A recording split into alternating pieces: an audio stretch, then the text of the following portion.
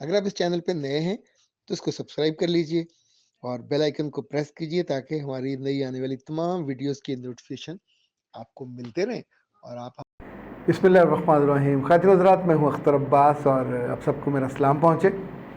رشتے بہت خوبصورت ہوتے ہیں، بڑے پیارے ہوتے ہیں۔ اگر بہن بھائیوں کے ہوں تو ظاہر اور بھی اچھے لگتے ہیں۔ کچھ لوگ تو ان رشتوں سے اتنی محبت کرتے ہیں کہ نئے بننے والے رشتوں کو بھی قربان کر دیتے ہیں، یعنی ان کو زیادہ وقت دیتے ہیں، زیادہ محبت کرتے ہیں، اور اپنی ذاتی بیوی اور ذاتی بچے وہ بیچارے اگنور ہو جاتے ہیں۔ لیکن انہی رشتوں سے متعلق جو ہماری سوسائٹی میں بہت زیادہ دکھ اور تکلیف کا بھی سامنا کرنا پڑتا ہے۔ سگا بھائی سگے بھائی کو دھوکہ دے جاتا ہے، اور سگی بہن اپنے میاں سے لے کے انویسٹمنٹ بھائی کو دیتی ہے اور بھائی اس کو کھا جاتا ہے۔ اس کے نتیجے میں نہ صرف آپ ایک دوسرے کو دیکھنے کے، یعنی جو سوشل ریلیشن شپ ہوتا ہے وہ بھی ختم ہو جاتا ہے، خاندانی تعلق بھی ختم ہوتا ہے، پر اس سے کہیں زیادہ جو اندر دکھ ہوتا ہے، تکلیف ہوتی ہے، وہ آپ کو مار دیتی ہے۔ بہت دفعہ ایسا ہوتا ہے کہ آپ اپنی پوری جمع پونجی اپنے بھائی کے، بہن کے میاں کے کہنے پہ اس کے حوالے کرنے والے ہوتے ہو، اور پھر راز کھل جاتا ہے کہ اصل میں ان کی انٹینشن کیا ہے۔ کیا بہن اور بھائیوں کے ساتھ بزنس کرنا چاہیے؟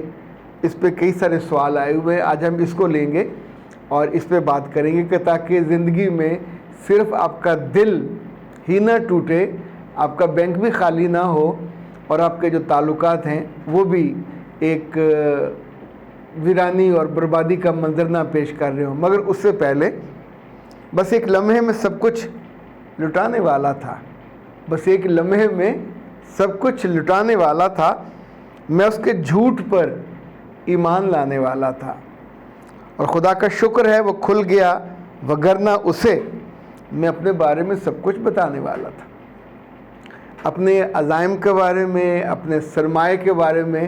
ویسے تو ہمارے پنجاب کے دیہاتوں میں یہ معروف ہے کہ جو ہی رشتہ داروں کو پتہ چلتا ہے کہ فلاں کے پاس پیسے آئے ہیں تو اسے مانگنے کے لیے پہنچ جاتے ہیں۔ کوئی بیٹی کا مسئلہ، کوئی داماد کا مسئلہ، کوئی زمین کا مسئلہ، کوئی خریداری کا مسئلہ، اور جب پیسے وہاں سے نہیں ملتے تو پھر وہ ناراض ہو کے جاتے ہیں۔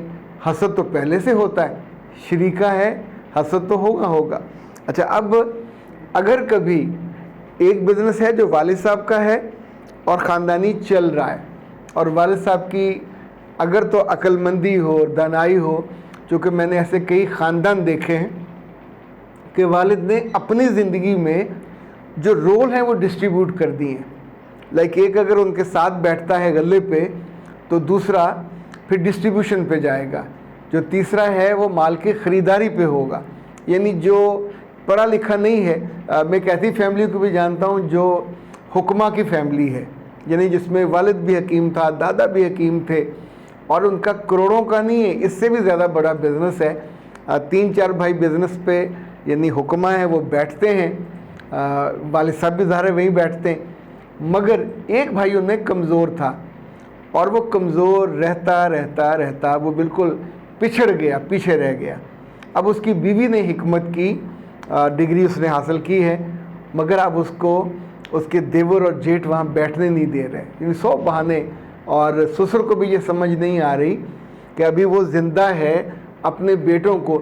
لائک یہ جو حکمت کا کام ہے، خاص طور پہ اس میں جو پنسار کا کام ہے، جو پرچیز ہے یہ لاکھوں روپے کی ہوتی ہے، یعنی جتنی جڑی بوٹیاں ہیں اوریجنل آپ نے خرید کے لانی ہے، یہ پوری منڈی ہوتی ہے، تو وہاں سے جو لانے جاتا ہے، اگر آپ اس بھائی کو وہاں ایڈجسٹ کر دیں، وہی لے کے آئے، وہ پہنچے، تو اس کی مالی حالت بھی بہتر ہو جائے گی۔ پر اگر آپ نے یہ پہلے سے طے کیا ہوا کہ ایک کو نیچے رکھنا ہے، دوسرے کو اوپر رکھنا ہے، تو ظاہر ہے یہ ظلم اور ناانصافی ہے۔ تو پہلا کام تو یہ کہ والد صاحب ایسے کاموں میں خود انصاف کریں، رول متعین کر دیں۔ یہ رول متعین کرنے کے نتیجے میں بہت سارا فائدہ ہو جاتا ہے، اور لوگوں کے اپنے گھر بن جاتے ہیں، اپنی گاڑیاں بن جاتی ہیں۔ ورنہ یہ ہوگا کہ آپ اجتماعی کھاتے میں سب کچھ، آپ کو تھوڑے سے پیسے ملتے ہیں، باقی اجتماعی کھاتے میں جو 10-10 20-20 30 سال کے بعد بھی آپ کے کام نہیں آتا، جو بڑا ہوتا ہے وہ اس پہ قبضہ کر لیتا ہے. اور یہ اگر رول متعین ہوں، ایون تنخواہیں متعین ہوں، اینول پروفٹ اپنا بزنس بھی ہو، تو اینول نفع اور نقصان کا کیوں نہیں ایک ڈاکومنٹ بنتا. اب تو چونکہ گورنمنٹ نے بھی لازم کر دیا ہے کہ آپ کو ہر صورت میں فائلر اور نان فائلر بننا ہے، تو ہمیشہ فائلر بن جائیے، ورنہ بہت زیادہ نقصان ہوتا ہے. اچھا، اگر اپنے بھائی کے ساتھ یا بہنوئی کے ساتھ آپ بزنس کرنے لگے ہیں، پہلی تو کوشش کریں کہ نہ کریں. یہ پہلی کوشش ہے. 3 فائدے ہوں گے: رشتہ نہیں ٹوٹے گا، بدگمانی نہیں ہوگی، اور پیسے آپ کے نہیں ڈوبیں گے.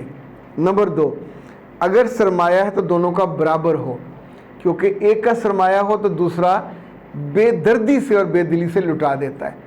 بہنوں کے سرمایہ ہمیشہ میں نے اس لیے لٹتے دیکھے ہیں کہ بہن نے اپنے میاں سے لیا یا اپنی فیملی سے لیا اور بھائی کو مدد کو دیا، تو بھائی اس کو کھا پی کے ڈکار بھی نہیں مارتے اور نہ شکرے بھی ہوتے ہیں. چونکہ کوئی ڈاکومنٹ نہیں ہے لحاظ میں ہوا، کوئی بزنس لحاظ میں نہیں کیا جا سکتا. اللہ کے رسول نے سختی سے منع کیا اس کو لکھنے پہ، گواہ لانے پہ.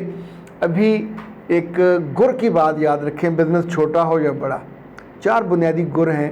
پہلا، لکھت پڑھت کریں پہلے بزنس شروع کرنے سے پہلے. نمبر 2، اس کی ہیرارکی بنائیے، کون سربراہ ہوگا.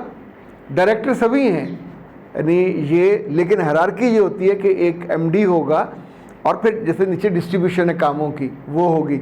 نمبر 3، جو ایک وکیل ضرور ہونا چاہیے جو ڈاکومنٹ تیار کرے اور ڈاکومنٹ میں آپ کے رول متعین کرے. چوتھا، بزنس کے ایگزٹ کرنے کا ہر صورت میں پلان ساتھ بنائیے. یہ ایک برائی نہیں ہے، جیسے نکاح کے خانے میں طلاق کا لکھا ہوتا ہے، اور اگر لڑکی کا طلاق کا حق وہاں موجود ہو تو پھر لڑکی کا حق مہر وہ وڈرا نہیں کرنا پڑتا. لیکن اگر وہاں کراس کیا ہو، یعنی ایک کراس پوری ایسے ہی کر کے صورت بدل دیتا ہے. اسی طور پہ اس بزنس میں کبھی ایک دوسرے پہ بلائنڈ ٹرسٹ مت کیجیے. اپنا کوئی وکیل ضرور رکھیے، وکیل سے مشورہ کیجیے. اسی طور پہ ماہانہ رپورٹ بننی چاہیے. اگر تو پیسے برباد کرنے ہیں اوکے، نہ بنائیے، سال بعد بھی نہ بنائیے، اور تھوڑے تھوڑے پیسے لیتے رہیے. لیکن اگر آپ چاہتے ہو کہ it should be like a business, اور it should be like a strong business جس پہ آپ کے بچوں کا بھی فائدہ ہو اور آپ سب کا اعتماد اور اعتبار وہ بھی چلتا رہے، تو پھر یہ ضرور کام کرنا چاہیے. ورنہ کیا ہوگا، بول چال بھی بند ہوگی، نقصان بھی ہوگا، رشتہ بھی جائے گا. ایک تیسری چیز اس میں ضرور لکھیں ڈاکومنٹ میں کہ اگر کبھی اختلاف ہوا تو نمبر 1 بول چال بند نہیں ہوگی. نمبر 2، کوئی ثالث پہلے سے متعین ہوگا کہ کس کے پاس ہم لے کے جائیں گے اور اس کی بات کو مانا جائے گا. یہ نہیں ہوگا کہ ایک بندہ پھر انکار کر دے. یہ لکھت پڑھت ہوگی تو بہت سارا فائدہ ہو جاتا ہے. چوتھی چیز یہ کہ ورکنگ ریلیشن شپ کبھی خراب نہ کریں. اپنے کام سے لڑ کے، گالیاں نکال کے، کسون مکھی ہو کے وہاں سے نہ نکلیں. پھر تو اس کا مطلب یہ ہوگا کہ آپ ہر چیز کو خراب کر رہے ہیں. عدالت میں، تھانے میں کیسز سے پہلے ہمیشہ اپنا ایک دوست وکیل رکھنا چاہیے جو آپ کو ایسے موقعوں پہ آ کے سجیسٹ کرے. اسے بلا لیتے ہیں اور بلا کے مشورہ ہو جاتا ہے. اس میں آپ کا تعلق، آپ کے پیسے، آپ کا فیوچر، آپ کا حال کا برا ہونا سب بچ جاتا ہے.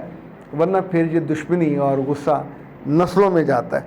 اور آخری تو کیا میں سمجھوں کہ یہ واقعی حقیقت ہے کہ تیرا مجھ سے تعلق زمانے والا تھا، دھوکہ دینے والا. اللہ نہ کرے کبھی آپ کو یہ صدمہ اپنے سگے بہن بھائیوں سے سہنا پڑے. اختر عباس کو اجازت دیجیے. السلام علیکم.